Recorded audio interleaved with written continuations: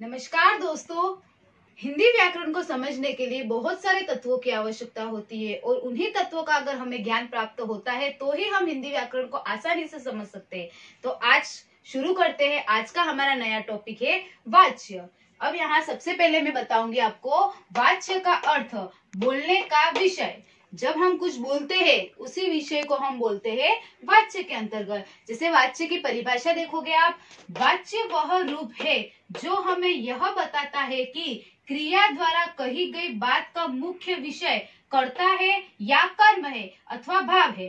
अब वाच्य की डेफिनेशन पे देखना, आप थोड़ा ध्यान देना कि जो क्रिया कर रहे हैं हम, और क्रिया के द्वारा ही हमें पता चलता है कि उसमें कर्ता है, कर्म है अथवा भाव है। अब आप लोगों को पहले वाले वीडियो में मैंने बताया था कि कर्ता किसे कहते हैं, कर्म किसे कहते हैं, और ये भाव कुछ नया शब्द आया है। तो कर्ता, जो व्यक्ति कार्य कर रहा होता है वो कर्ता के अंतर्गत आता है। जिस व्यक्ति पर या जिस वस्तु पे या जिस भी चीज पे प्रभाव पड़ रहा है वो कर्म के अंतर्गत आता है। और भाव, अब भाव वाच्य एक नया टॉपिक आएगा जो वाच्य की तीसरा भेद होता है। भाव उसे बोलते हैं जैसे हमें किसी चीज को करने की इच्छा होती है।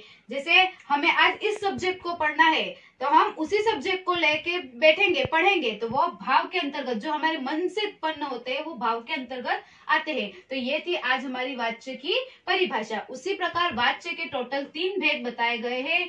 जैसे फर्स्ट है कर्तवाच्य, जो कर्ता से संबंधित होता है। कर्मवाच्य, जो कर्म से संबंधित होता है, जिस पर हम किसी वस्तु या व्यक्ति का प्रभाव पड़ता है वो। और भाववाच्य, भाव के अंतर्गत हमारे मन में जो भी भाव उत्पन्न होते हैं, चाहे वो काम करने के प्रति, पढ़ने के प्रति हो या खेलने के प्रति हो। तो हम इन तीनों वाच्यों को, कर्तवाच्य, कर्मवाच्य और भाववाच्य की डेफिनेशन को, परिभाषा को अच्छे से पढ़ेंगे और उदाहरण के माध्यम से मैं आपको एक एक परिभाषाओं को समझाती हुई जाऊंगी। अब हम बात करते हैं आगे वाच्य के 3 भेद में से सबसे पहला भेद होता है कर्तवाच्य।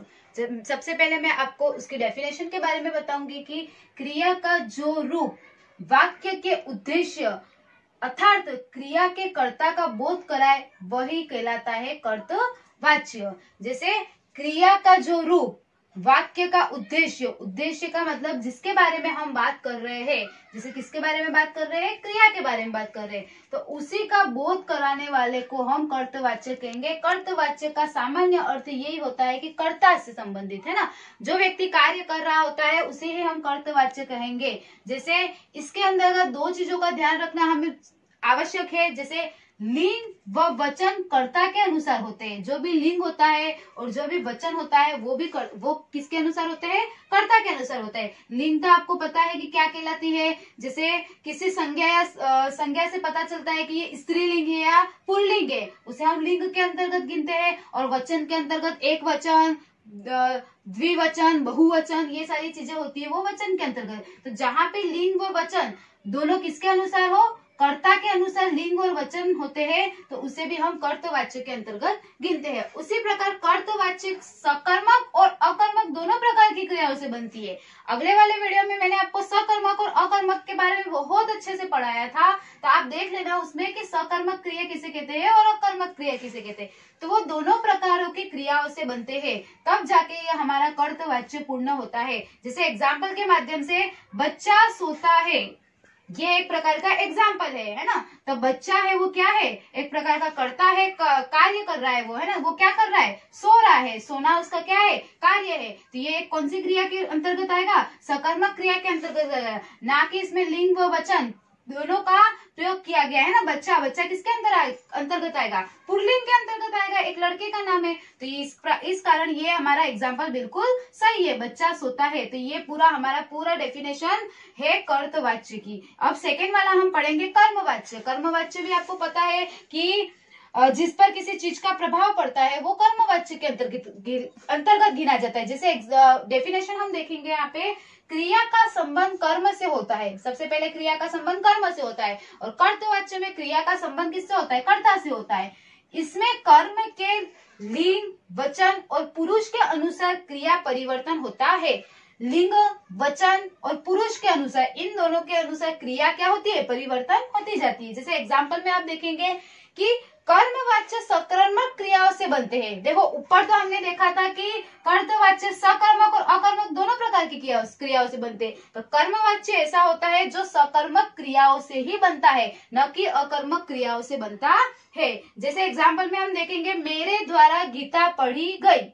किसके द्वारा गीता पढ़ी गई? मेरे द्वारा। तो मैं तो क्या हुई? कर्ता के अंतर्गत आई। क्या पढ़ा गया? गीता पढ़ा गया। और पढ़ना, पढ़ी गई, पढ़ना, पढ़ी गई एक प्रकार की क्या है? क्रिया है। और गीता है वो क्या है? प्रभाव पड़ रहा है उसके ऊपर। इस कारण से ये होगा अपना कर्मवाच्य। तो ये था अपना कर्तवाच्य और सेकेंड था अपना कर्मवाच्य। दोनों में सेम डेफिनेशन है, पर दोनों में थोड़ा थोड़ा लिंग का, वचन का, फिर सकर्मक क्रिया का और अकर्मक क्रिया, दोनों का कुछ न कुछ अलग अलग चीज आपको इसके अंतर्गत बताई गई है। और नेक्स्ट है तीसरे नंबर का हमारा जो वाच्य है वो भाववाच्य। इसमें कर्ता या कर्म की प्रधानता नहीं होती है, ना कि कर्ता की प्रधानता होती है और ना कि कर्म की प्रधानता होती है। इसमें कर्ता का संबंध सीधा किससे होता है? भाव से होता है। भाववाच्य का मतलब नाम से स्पष्ट है कि भाव से, हमारे अंदर जो भी भाव उत्पन्न होते हैं उससे संबंध होता है, ना कर्ता होता है ना कर्म होता है। तीसरा हम पढ़ेंगे पॉइंट, इसमें मुख्यतः अकर्मक क्रिया का ही प्रयोग किया जाता है। जैसे पहले वाली डेफिनेशन में हमने पढ़ी थी ना, फर्स्ट वाले में सकर्मक अकर्मक दोनों का प्रयोग किया गया था, सेकंड वाले में सिर्फ सकर्मक का प्रयोग किया गया था, और थर्ड वाली डेफिनेशन में सिर्फ किसका प्रयोग किया गया है? अकर्मक क्रिया का ही प्रयोग किया जाता है। साथ ही प्राय निषेधार्थक वाक्य ही भाववाचक से प्रयुक्त होते हैं। ऐसे सेंटेंस है ना, ऐसे सेंटेंस जो नहीं, जिसके अंदर नहीं का प्रयोग ज्यादा किया जाता है, वही भाववाच्य के अंतर्गत आता है। उसी प्रकार इसमें क्रिया सदैव पुल्लिंग अथवा पुरुष के एक वचन में होती है। क्रिया सदैव कैसी होती है? पुल्लिंग होती है। पुल्लिंग का मतलब तो आप समझते हो ना, पुरुष से संबंधित है, और उसमें वचन कौन सा आता है? एक वचन ही पाया जाता है। जैसे उससे गाया नहीं जाता, ठीक है, उससे किसके अंतर्गत आया? उससे गाया नहीं जाता। तो यहाँ पे कौन सा वाक्य है? निषेधार्थक वाक्य। इसी कारण से ये हमारा होगा भाववाच्य सेंटेंस। जैसे ये आज का हमारा ये वाच्य का जो टॉपिक, वाच्य की परिभाषा, वाच्य का शाब्दिक अर्थ, बोलने का विषय, उसके बाद वाच्य तीन प्रकार के होते हैं, कर्तवाच्य, कर्मवाच्य और भाववाच्य। जो तीनों नाम से स्पष्ट है, कर्तवाच्य कर्ता, कर्मवाच्य कर्म से संबंधित, और भाववाच्य अपनी इच्छा से जो भी संबंधित होता है वो भाववाच्य के अंतर्गत आता है। अब हमने काल पढ़ लिया, कारक पढ़ लिया और वाच्य पढ़ लिया। सबसे मोस्ट इम्पोर्टेंट बात यह है कि 10th क्लास वाले बच्चों के लिए आप लोगों के एक ऐसा क्वेश्चन 3 नंबर का एग्जाम में आता है, इसलिए आता ही है।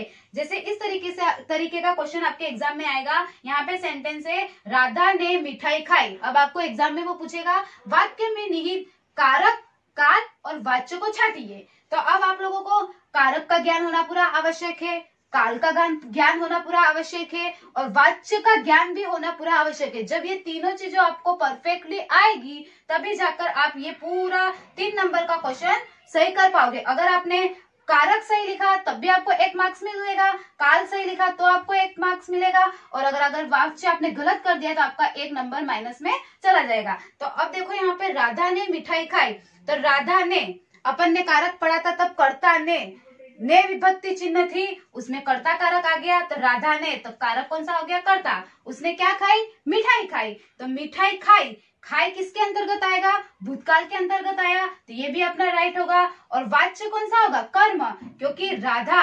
मिठाई और राधा दोनों का, मिठाई का जो प्रभाव है वो किस पे पड़ रहा है? राधा पे पड़ रहा है। इस कारण से ये होगा अपना कर्मवाच्य। उसी प्रकार अलग अलग सेंटेंस आपको वो एग्जाम में दे सकता है। कहीं तो आपको वर्तमान काल पूछ सकता है, कहीं भविष्य काल पूछ सकता है, कहीं कर्तवाच्य पूछ सकता है, कहीं पे कोई भी प्रकार का कारक पूछ सकता है, कुछ भी पूछ सकता है। तो आज का हमारा ये टॉपिक वाच्य यही समाप्त होता है।